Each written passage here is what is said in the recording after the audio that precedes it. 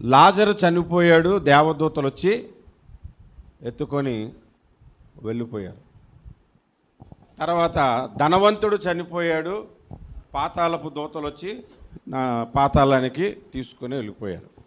వెళ్ళిపోయిన తర్వాత పాతాళంలో ఉన్న వ్యక్తి ధనవంతుడు ఎవరికి అడుగుతున్నాడు? అబ్రహాముకు అడుగుతున్నాడు. అది ఆయన పాయింట్. ఆ పాతాళానికి వెళ్ళి కూడా అబ్రహాముకి ప్రార్థన చేస్తున్నాడు, కానీ యేసయ్యా నన్ను కాపాడని ప్రార్థన చేస్తుంటే ఆ పాతాళంలో నుంచి దేవుడు బయటకు తెచ్చుంటాడు చప్పట్లో అని అన్నాడు అన్నమాట. ఇటు పాతాళానికి వెళ్తే ప్రార్థన చేస్తే వస్తాడండి? వచ్చే పని అయితే మనం ఎందుకు సువార్త చెప్తాం? నేను అర్థం చెప్పిన అర్థమైందా? ఆ పాతాళంలోంచి కూడా అబ్రహామా గో నీ దగ్గరున్న లాజర్ని పంపించి నా నోటిని చల్లార్చుటకు, అతని వేణుకొలలు నీటిలో ముంచి నా నోటిలో చల్లార్చుటకు పంపు అంటున్నాడు. కానీ యేసయ్యా అని ఉంటే ఆ లాజర్ని పంపించేసాడు అనమాట. ఈయన ఉద్దేశం అది.